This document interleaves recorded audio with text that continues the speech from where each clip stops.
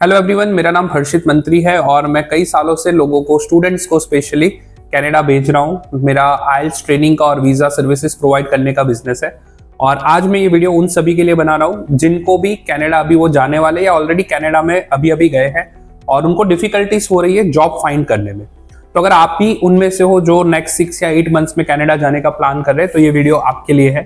इसको एकदम ध्यान से हर पॉइंट को आप नोट कर लेना। मैं दावे से कह सकता हूँ it will be very very helpful to you. देखो, हम लोग दोनों चीज डिस्कस करते हैं। सबसे पहले प्रॉब्लम्स क्या होती है बच्चों को वहां जाके और उसका सॉल्यूशन क्या होना चाहिए कि जल्दी आपको जॉब मिल जाए। तो सबसे पहली प्रॉब्लम है लोगों को वहां जाने के बाद, स्पेशली जो यंग किड्स होते हैं, स्टूडेंट्स होते हैं, 12th स्टैंडर्ड के बाद सीधा वो लोग कनाडा जाते हैं तो वहां का कल्चर वो लोग इंस्टेंटली नहीं समझ पाते। उनको थोड़ा टाइम लगता है। लो they need to have enough time कि वहाँ के कल्चर को समझे, वहाँ के लोगों को समझे, वहाँ के वेदर को समझे, वहाँ पे कैसे काम होता है। मान लो अगर आप यहाँ से साउथ इंडिया में जाते हो तो ऐसा नहीं है कि जैसा काम गुजरात में हो रहा है वैसा ही काम वहाँ पे भी होता है। वहाँ पे लोगों का माइंडसेट थोड़ा अलग होगा। तो माइंडसेट का जो डिफरेंस आता है उसमें initially they face a little bit of problems. और दूसरा प्रॉब्लम क्या होता है, जब वो अंडरस्टैंडिंग गैप आता है उनके लोगों में और अपने थॉट प्रोसेस में, तब वहाँ पे कनेक्शंस इजीली नहीं बन पाते। कनेक्शन बनने में देर लगती है और जब तक आप कनेक्शन नहीं बना पाओगे, जब तक आप उन लोगों के साथ रिलेशंस बिल्ड नहीं कर पाओगे, तब तक it would be quite tough for you to get job over there. देखो, पूरा कनाडा जो है वो रेफरेंस के बेसिस पे, नेटवर्किंग पे काम करता है। उसमें ऐसा है कि जैसे अगर आपको कहीं पे जॉब चाहिए तो आप ऐसा नहीं सीधा जाके बोलो कि भाई मुझे जॉब चाहिए और वो लोग ले लेंगे। Unlike India, in many parts of India, वहां पे आपको क्या करना पड़ेगा, आपको जब तक किसी का रिकमेंडेशन नहीं मिलता कि लाइक जैसे मैं एक सबवे स्टोर में काम करता हूँ और अगर आप वहां पे आते हो और आप मुझे जानते हो तो मैं आपको रेकमेंड कर सकता हूँ मेरे बॉस को, क्या ये बंदा बहुत सही है, इसकी ये प्रोफाइल है और मैं इसको जानता हूँ। जैसे ही आपने ये चीज उनको क्लियर कर दी बॉस को, then only will be hired. तो आपको सबसे पहले ये चीज समझनी पड़ेगी कि आपको कनेक्शंस बनाने पड़ेंगे, आपको रेफरेंसेस लाने पड़ेंगे, तो आपके लिए जॉब मिलना वो बहुत ईजी हो जाएगा। मैं आपको एक बढ़िया एग्जाम्पल देता हूँ। एक कीर्तन करके मेरा एक स्टूडेंट है, रिसेंटली मेरी उससे फोन पे बात हुई। वो अभी 6 महीने पहले कनाडा गया था और उसने मुझे बोला कि सर मैं इंडिया में कभी जिम नहीं जाता था, जैसे मैं कनाडा गया मैंने पहले ही जाते ही एक जिम ज्वाइन कर लिया। अब रेगुलरली जिम जाता था, वहां पे मेरे कुछ फ्रेंड्स बने, वहां पे कुछ लोगों से कनेक्शंस हुए। उसमें से एक बंदा जो था वो एक शॉप का या मॉल का ओनर था और उसने तुरंत ही मुझको जॉब पे हायर कर लिया। तो आप समझो कि एक छोटी सी बात, just joining a gym had helped him to get the job. तो आप भी ऐसा कुछ करिए जिससे आपका नेटवर्क स्ट्रांग हो, आपको जॉब लेने में डिफिकल्टी नहीं होगी।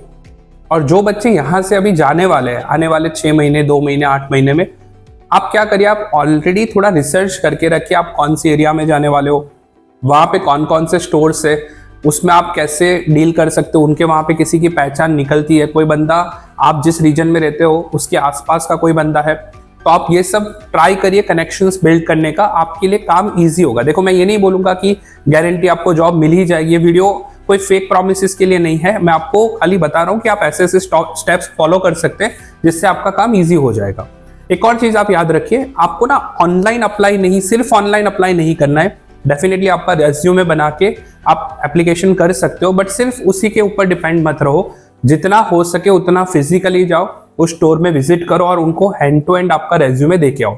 ये प्रोसेस थोड़ी लंबी हो सकती है, बट याद रखो कई बार मेल जो आते हैं रेज्यूमे के, वो ओनर्स जो है, शॉप ओनर्स या मॉल ओनर्स, उनके पास इतना टाइम ही नहीं है कि they are going to refer to every single resume और वो देख के आपको शॉर्टलिस्ट करके आपको इंटरव्यू के लिए बुलाएंगे। पर अगर आप हार्ड कॉपी रेज्यूमे देके आते हो तो आपके चांसेस ज्यादा है जॉब ढूंढने के। नेक्स्ट प्रॉब्लम समझते हैं। Canada means competition. कनाडा में ये नहीं है कि आप गए और आपके जैसे आप जिस रीजन में बिलोंग करते हैं, for example if you are from Baroda, Ahmedabad, तो ऐसा नहीं कि सिर्फ अहमदाबाद वाले लोगों के बीच में आपकी कंपटीशन रहेगी। आप समझो वहां पे इंडिया के ही कितने सारे स्टेट से लोग जाते हैं पढ़ाई करने के लिए और ऐसे ऑल ओवर कंट्रीज से, तो उसमें आपकी एशियन कंट्रीज से भी कंपटीशन होगी, बहुत सारे चाइनीज लोग भी होंगे, वहाँ के लोकल लोग भी होने वाले हैं। तो आपकी कंपटीशन बहुत ज़्यादा बढ़ने वाली है और आपको उस कंपटीशन में सर्वाइव करना है। तो अब उसमें सर्वाइव करने के लिए आपको क्या करना पड़ेगा, आपको आपकी स्किल्स पे काम करना पड़ेगा। अभी तक आपने वर्क नहीं किया है तो मेरे फ्रेंड अभी से शुरू कर दो। वहाँ जाके ऐसा नहीं होगा कि जॉब आपकी झोली में आके गिरेगी, आपको उसके लिए एफर्ट्स देने पड़ेंगे। अब एफर्ट्स कैसे देने पड़ेंगे, तो सबसे पहला काम आपको करना है कम्युनिकेशन पे वर्क करिए। देखो, अगर आपको कुछ आता है पर वो चीज आप कन्वे ही नहीं कर पाते हो तो कोई मीनिंग नहीं है। यहाँ पे तो आप हिंदी में बात कर लोगे, गुजराती में बात कर लोगे तो चलेगा, बट कनाडा जाने के बाद कंपल्सरीली आपको कम्युनिकेट करना है इंग्लिश में। आप समझिए, मेरे पास अगर मान लो मैं कोई स्टोर ओनर हूँ कनाडा में, मेरे पास 2 बच्चों का रेज्यूमे आता है। एक बोलता है कि लाइक जिसका रेज्यूमे 6 बैंड वाला, दूसरे का रेज्यूमे 7 बैंड्स वाला। आप सोचिए मैं दोनों से मिला नहीं हूं, अगर दोनों ही रेफरेंस से आए हैं, मैं किसको हायर करूंगा? Definitely I will go with someone with 7 bands. तो अभी अगर आप कनाडा जा रहे हैं तो आप ये ट्राई करिए कि आप आपकी communication skills, English communication skills को कैसे बढ़ा सकते हैं। That is definitely going to help you. दूसरी चीज आप अभी ये भी कर सकते हैं कि वहां पे अभी फ्रेंच लैंग्वेज अगर आपको आती है तो it is quite in demand, तो आप हो सके तो थोड़ा फ्रेंच सीख लीजिए। बेसिक कम्युनिकेशन जो आपको यूट्यूब पे भी कुछ कुछ वीडियोस मिल जाएंगे, हेलो कैसे बोलना है, वेलकम कैसे करना है, गुड बाय कैसे बोलना है, ऐसे कुछ कुछ वर्ड्स भी अगर आपको फ्रेंच में आते हैं तो आप लोग वहाँ के कस्टमर्स से बॉन्ड क्रिएट कर सकते हो। उनको आप अपने जिस भी जगह पे आप अप्लाई कर रहे हो जॉब के लिए, उनको भी आप बता सकते हो कि भाई मुझे बेसिक फ्रेंच तो आता है, उससे भी आपको जॉब मिलने के चांसेस बढ़ जाएंगे। देखो, next problem with Canada is like there is a licensing in every single field. वहां पे हर प्रोसेस के लिए लाइसेंसिंग रहता है, हर कोर्स के लिए, हर प्रोफेशन के लिए लाइसेंसिंग है। फॉर एग्जाम्पल इंडिया की मैं बात करूं तो यहाँ पे कुछ स्पेसिफिक प्रोफेशन है, जैसे कि कोई डॉक्टर बनना चाहता है उसको ही लाइसेंस लेना पड़ेगा, कोई फूड इंस्पेक्टर बनना चाहता है कोई स्पेसिफिक प्रोफेशन के लिए ही है। बट कनाडा में ऐसा नहीं है। कनाडा में आप नहीं मानोगे, इवन इलेक्ट्रिशियन और प्लम्बर को भी लाइसेंस चाहिए। वहाँ पे फिजिशियन बनना हो तो उसका लाइसेंस अलग है, उसकी एग्जाम अलग है। वहाँ पे अगर आप डेंटिस्ट के लिए जा रहे हो बनने के लिए या पढ़ने के लिए तो उसकी लाइसेंस एग्जाम अलग है, नर्सिस के लिए अलग है। तो आप देखो, आप जो कोर्स पढ़ने जा रहे हो क्या उसमें कोई लाइसेंस की रिक्वायरमेंट है, कोई लाइसेंसिंग एग्जाम है?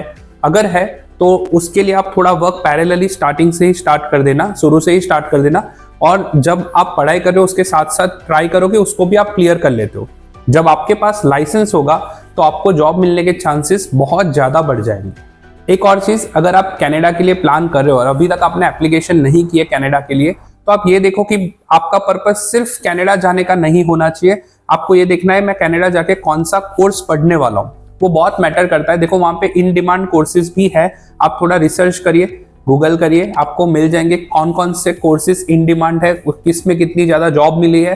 तो थोड़ा रिसर्च अगर रहेगा तो आपका काम ईजी हो जाएगा, आपको जॉब जल्दी मिलेगी। अगर आप उस पर्टिकुलर प्रोफेशन रिलेटेड कुछ पढ़ाई करते हो तो कुछ भी पढ़ने के लिए या सिर्फ कनाडा जाने के लिए मत जाइए और फिर बाद में वहां जाके आप उसी कंट्री को कोसोगे कि यार मैं कहाँ आ गया, यहाँ तो जॉब भी नहीं है। देखो, मैं बोलूंगा दोनों तरीके से हो रहा है। बहुत लोगों को मैं जानता हूँ जो कि बहुत अच्छा कर रहे हैं कनाडा में, खुद की गाड़ी है, खुद का घर है, मैंने देखा हुआ है।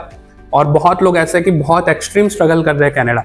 तो आप समझो कि आप कहीं पे कोई गलती तो नहीं कर रहे हो ना। अगर कर रहे हो तो आपको उसको ठीक करके आप उसके अकॉर्डिंग वर्क कर सकते हो, लाइसेंस ले सकते हो, स्किल्स पे वर्क कर सकते हो, and you can change your fate. आप जल्दी से जॉब आपको भी मिल सकती है। और अब मैं आपको लास्ट 2 पॉइंट्स बताता हूँ। सबसे पहला पॉइंट है जो कि बहुत इंपॉर्टेंट है, stay away from negative people. देखो, वहां पे आपको ना आपकी फैमिली वाला कोई नहीं मिलने वाला, आपके कुछ नए दोस्त बनेंगे, कुछ आपके साथ पढ़ाई करने वाले लोग होंगे, वही लोग मिलने वाले।